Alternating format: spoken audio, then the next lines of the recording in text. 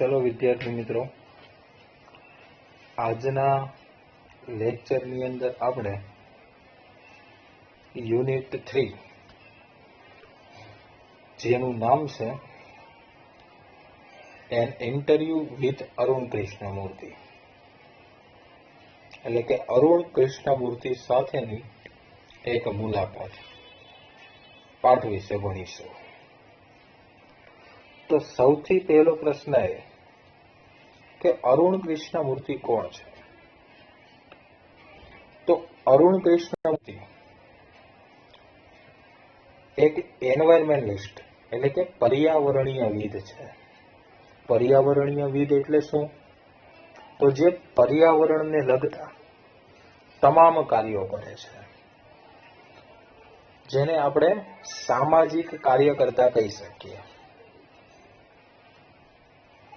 એટલે કે એક એનજીઓ ચલાવે. અરુણ કૃષ્ણમૂર્તિ છે એ એક એનજીઓ ચલાવે છે જેનું નામ છે environmentalist foundation of India. NGO નો મતલબ થશે નોન ગવર્મેન્ટલ ઓર્ગેનાઇઝેશન, એટલે કે જેમાં કંપની સરકારને અસર નથી હોતી.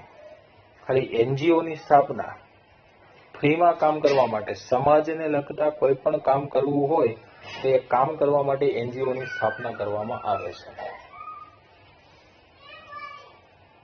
તો અરુણ કૃષ્ણમૂર્તિ એક એનજીઓ ચલાવે છે જેનું નામ છે એન્વાયરમેન્ટલિસ્ટ ફાઉન્ડેશન ઓફ ઇન્ડિયા, જેને ટૂંકમાં આપણે કહીશું EFI. તો આમાં એ પર્યાવરણને લગતા કેવા કામ કરે છે? તો આ પાઠમાં આપણે કંઈક એવું જોવાનું છે કે જ્યારે અરુણ કૃષ્ણમૂર્તિ 17 વર્ષના હતા ત્યારે તેમણે EFI એટલે કે એન્વાયરમેન્ટલિસ્ટ ફાઉન્ડેશન ઓફ ઇન્ડિયા નામની કંપનીની સ્થાપના કરી હતી. એ શરૂઆતમાં તો ખૂબ ધીમી ગતિએ ચાલતી હતી, પણ પછીથી તેમને આ પર્યાવરણને લગતા કાર્ય કરવામાં ખૂબ મોટી સફળતા મળે છે. શરૂઆતમાં તેણે ચેન્નઈમાં આ કંપની ચાલુ કરી હતી અને ધીમે ધીમે હૈદરાબાદ, દિલ્હી, કોઇમ્બતુર અને પોંડુચેરીમાં પણ આ કંપની કાર્ય કરવા લાગે છે. હવે મોટા ભાગે એવું બનતું હોય છે કે જો તમે સામાજિક કામ કરો છો અને જોડે ભણતા પણ હોવ છો તો બંને વચ્ચે કોન્ટ્રાવર્સી થાય. કોન્ટ્રાવર્સી એટલે કે જો સામાજિક કામ કરો તો ઘણીવાર ભણવાનું રહી જતું હોય અને ભણવાનું કામ કરો તો સામાજિક કામ રહી જતું હોય. તો આ બંને વચ્ચે ઘણો સંઘર્ષ થાય છે. પણ અરુણના માતા પિતા અને શિક્ષક ખૂબ જ સારા હોય છે કે જે તેમને પર્યાવરણને લગતા કાર્ય કરવા માટે પ્રેરણા આપે છે અને બધી જ રીતે તેની મદદ કરે છે. હવે અરુણ અને એની ટીમમાં જે સ્વયંસેવકો છે એ બધા શું કરે છે? તો દરિયાકાંઠાઓ, નદીઓ, સરોવરો આ બધી જગ્યાઓ સાફ કરે છે. એટલે કે એની અંદર જે કંઈ પણ કચરો હોય છે એ કચરાનો નિકાલ કરે છે અને સરોવર છે, નદી છે, દરિયા કિનારા છે, આ બધાને સ્વચ્છ બનાવી દે છે. અને એની ટીમમાં સ્વયંસેવક તરીકે કોઈ પણ વ્યક્તિને જોડી દે છે. એ પછી 5મા ધોરણમાં ભણતો બાળક પણ કેમ ના હોય, બરાબર? તો આજે આપણે આ યુનિટમાં થોડી વધારે ચર્ચા કરીશું આ વિશે કે અરુણ અને તેની ટીમના સ્વયંસેવકો કેવા કેવા પ્રકારના કાર્યો કરે છે. તો ચલો શરૂઆત કરીએ યુનિટની. An interview with Arun Krishnamurthy. Arun Krishnamurthy સાથેની એક મુલાકાત. શરૂઆતમાં શું કહે છે કે Arun Krishnamurthy was just 17 years old when he found the NGO. NGO એટલે કે હમણાં મેં વાત કરી તેમ non governmental organization, environmentalist foundation of India. કે અરુણ કૃષ્ણમૂર્તિ જ્યારે 17 વર્ષના હતા ત્યારે તેમણે એન્વાયરમેન્ટલિસ્ટ ફાઉન્ડેશન ઓફ ઇન્ડિયા નામની એનજીઓની સ્થાપના કરી હતી. બિગિનિંગ એટલે કે શરૂઆતમાં. With the turtle walk, a move to save turtle eggs and young hatching in Chennai. શરૂઆતમાં કાચબાની મંદ ગતિએ ચાલતી આ સંસ્થા ચેન્નઈમાં કાચબાના ઈંડાને બચાવવા અને ઈંડામાંથી બચ્ચાની સેવન કરવાની દિશામાં વિકાસ કર્યો.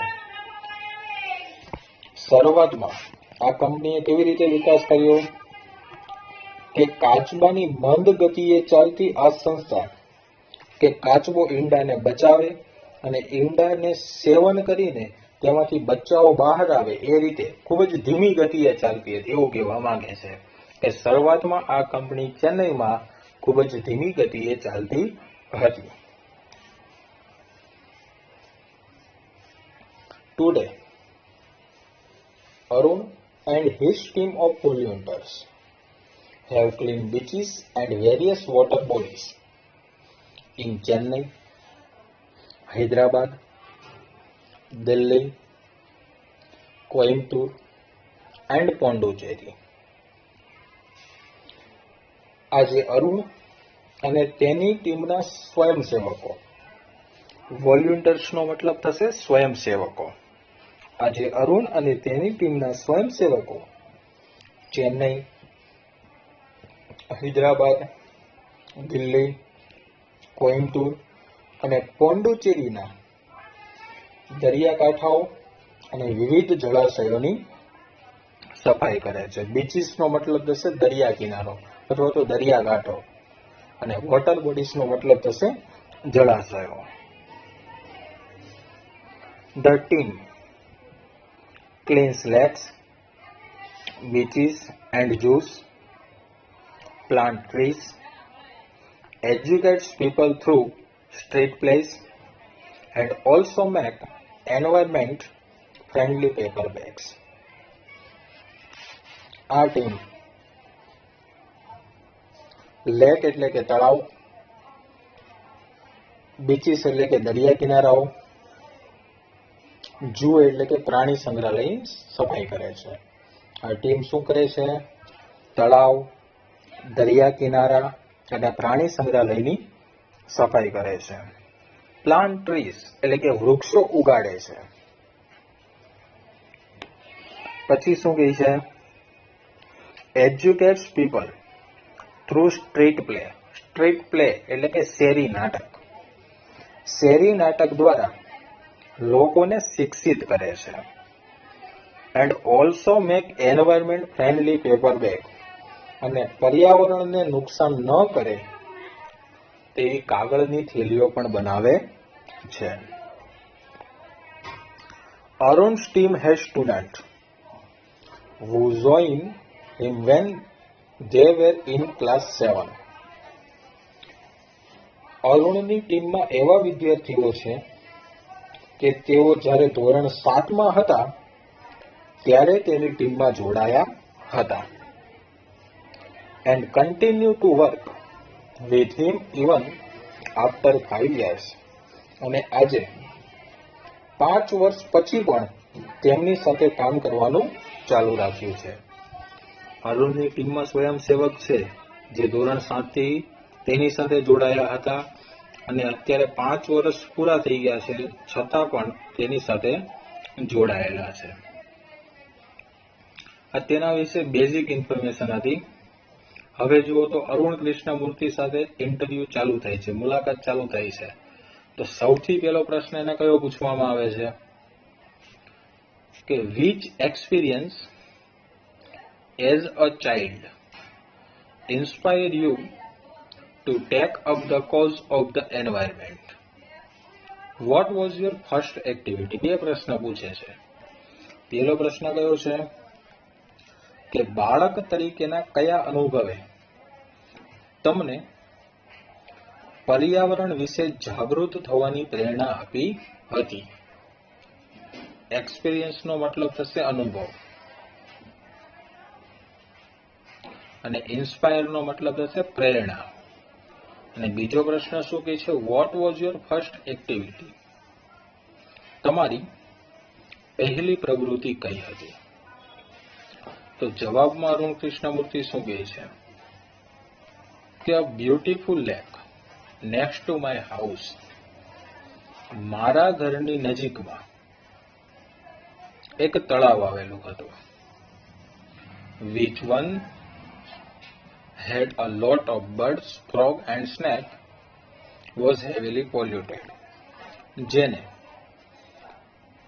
પક્ષીઓ, જેમાં પક્ષીઓ, દેડકાઓ અને સાપ હતા, જે તળાવ બાદમાં ખૂબ જ પ્રદૂષિત થઈ ગયું હતું. બર્ડ્સ એટલે કે પક્ષીઓ, ફ્રોગ્સ એટલે કે દેડકાઓ અને સ્નેક્સ એટલે કે સાપ. It led to the spread of mosquitoes and turned a lovely place into an ugly neighborhood. જેના કારણે મોસ્કિટોસ એટલે કે મચ્છરો ફેલાતા હતા, સ્પ્રેડ એટલે કે ફેલાવવું, અને એક સમયનું સૌથી સુંદર સ્થળ ગંદુ થઈ ગયું હતું. અગલી એટલે કે ગંદુ. This hurt me badly, જેનું મને ખૂબ જ આઘાત લાગ્યો. And I wanted to do something, અને હું કંઈક કરવા માંગતો હતો. About it એટલે કે તેના વિશે કંઈક કરવા માંગતો હતો.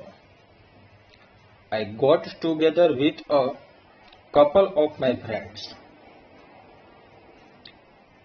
and clean the pond next to my house. મેં અને મારા બે મિત્રોએ ભેગા થઈને, કપલનો મતલબ થશે બે, મેં અને મારા બે મિત્રોએ ભેગા થઈને મારા ઘરની બાજુનું તળાવ સાફ કર્યું. This was the first activity. આ મારી પહેલી પ્રવૃત્તિ હતી. તો આ પ્રશ્ન તમારે પૂછાય છે કે અરુણની પહેલી પ્રવૃત્તિ શું હતી? તો એમાં શું કહે છે કે અરુણના ઘરની બાજુમાં એક સુંદર તળાવ હતું, જેમાં પક્ષીઓ, દેડકાઓ અને સાપ રહેતા હતા.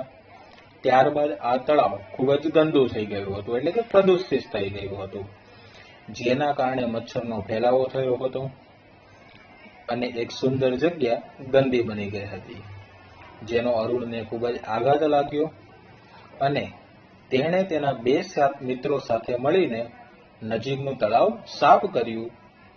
તે તેની પહેલી પ્રવૃત્તિ હતી. ઓકે, ચલો હવે બીજો પ્રશ્ન શું પૂછવામાં આવે છે અરુણને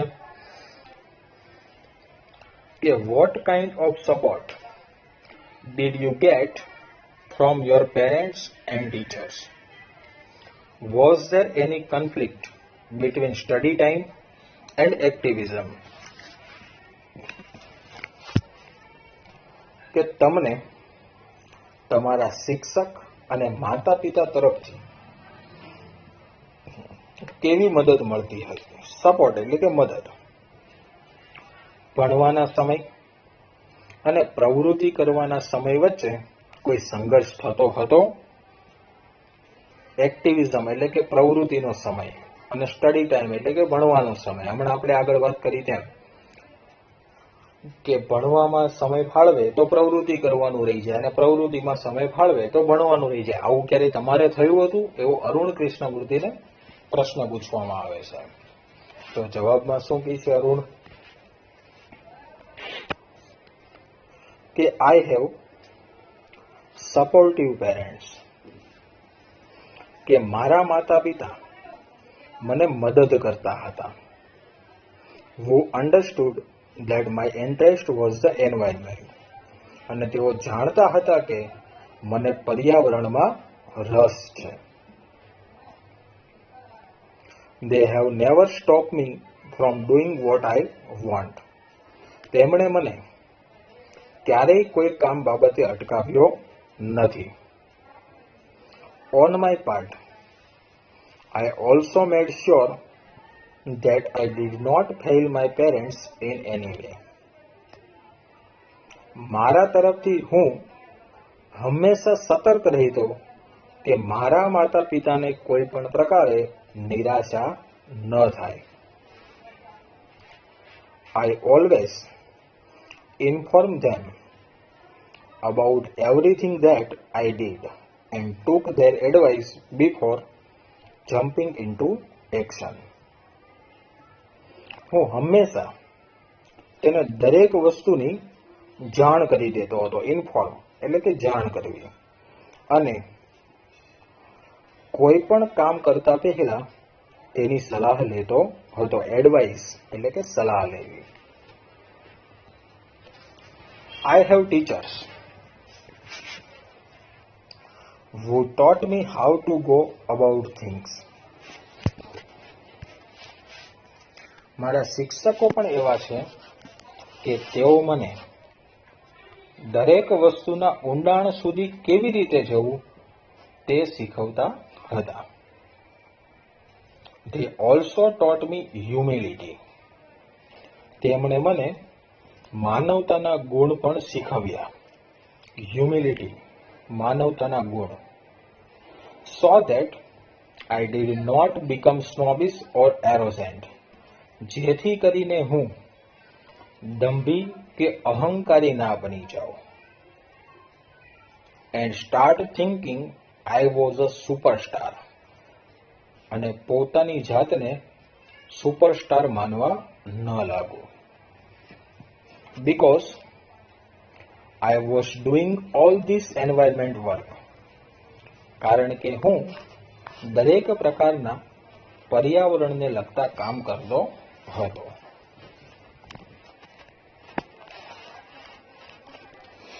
I am not an activist. Activist એટલે કે રાજકારણી.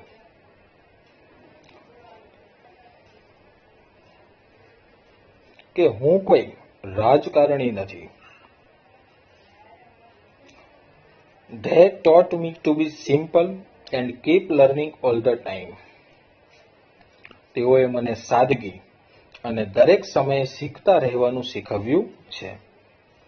I am not an activist. હું રાજકારણી નથી. I am an environmentalist. હું પર્યાવરણીયવિદ છું. એન્વાયરમેન્ટલિસ્ટનો મતલબ થશે પર્યાવરણીયવિદ. I have learned so much by doing this work. હું આ કામ દ્વારા ઘણું બધું શીખ્યો છું. ચલો પછીનો પ્રશ્ન કેવો પૂછે છે? How did your school and college further your interest? તમારી સ્કૂલ અને કોલેજે તમારા રસને આગળ વધારવા શું કર્યું હતું? ફર્ધર એટલે કે આગળ વધારવું અને ઇન્ટરેસ્ટ એટલે કે રસ. તો જવાબમાં અરુણ શું કહે છે? Both my school and college had plenty of green cover. મારી સ્કૂલ અને કોલેજ બંનેમાં વિશાળ પ્રમાણમાં ગ્રીન કવર એટલે કે હરિયાળી હતી. And both were home to several other life forms. અને ત્યાં ઘણા બધા લાઈફ ફોર્મ્સ એટલે કે જીવો રહેતા હતા. This made me understand their importance. જેથી મને તેમનું જીવનનું મહત્વ સમજાયું. ઇમ્પોર્ટન્સ એટલે કે મહત્વ. How beautiful they are and why we need to protect them. અને એ પણ સમજાયું કે તેઓ કેટલા સુંદર છે અને શા માટે આપણે તેમનું રક્ષણ કરવું જરૂરી છે. શું કહે છે કે મારી સ્કૂલ અને કોલેજ બંનેમાં વિશાળ પ્રમાણમાં હરિયાળી હતી અને ત્યાં ઘણા બધા જીવો રહેતા હતા, જેથી મને તેમનું જીવનમાં મહત્વ સમજાયું અને એ પણ સમજાયું કે તેઓ કેટલા સુંદર છે અને શા માટે આપણે તેમનું રક્ષણ કરવું જરૂરી છે. These animals are on their own. આ પ્રાણીઓ સ્વાવલંબી છે. સ્વાવલંબી એટલે કે ગમે તે કાર્ય હોય પોતાનું કાર્ય હંમેશા જાતે કરે એને આપણે શું કહીશું? સ્વાવલંબી કહીશું. ફાઇન્ડ ધેર ઓન ફૂડ, પોતાનો ખોરાક જાતે શોધે છે. એન્ડ આર ઓલવેઝ એક્ટિવ, હંમેશા ચપળ રહે છે. On the move and never lazy, હરતા ફરતા રહે છે અને ક્યારેય આળસ કરતા નથી. ઇટ ઇઝ સો પોઝિટિવ, આ બાબત ખૂબ જ હકારાત્મક છે. પોઝિટિવ એટલે કે હકારાત્મક બાબત છે. આપણને એની પાસેથી ઘણું બધું શીખવા મળે છે. તો આવું જ કહે છે. જોજો કે we have a lot to learn from them, આપણે તેમની પાસેથી ઘણું બધું શીખવાનું છે. તો આપણે આ જીવ પાસેથી, આ પ્રાણીઓ પાસેથી શું શીખવું જોઈએ? તો મનુષ્યએ હંમેશા સ્વાવલંબી બનવું જોઈએ. કે જેમ આ જીવ પોતાનો ખોરાક જાતે શોધે, ચપળ રહે છે, હરતા ફરતા રહે છે અને ક્યારેય આળસ કરતા નથી, તો આ ગુણો મનુષ્યએ પણ તેમની પાસેથી શીખવા જોઈએ. ચલો, એની પછીનો પ્રશ્ન શું પૂછે છે?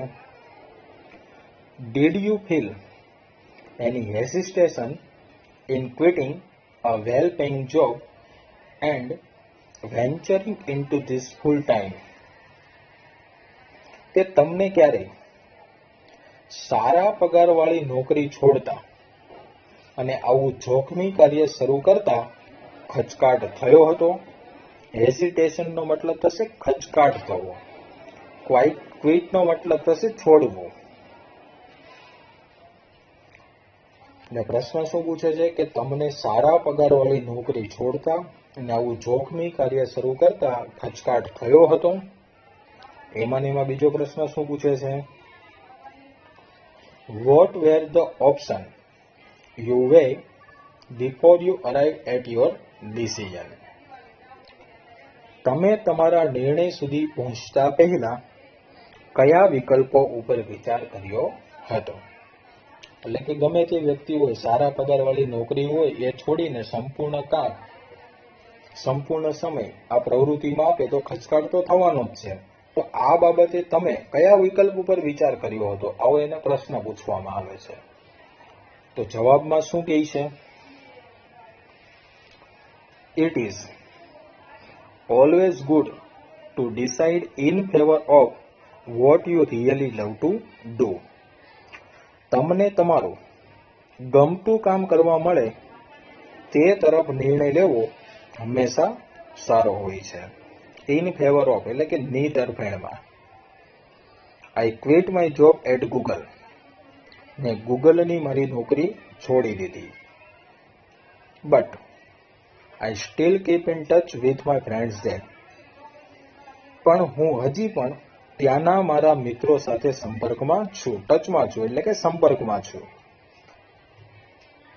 So only my duties at Google have come to an end, not my emotional bond. તેથી ગૂગલમાં મારા વ્યવસાયિક સંબંધ પૂરા થઈ ગયા છે.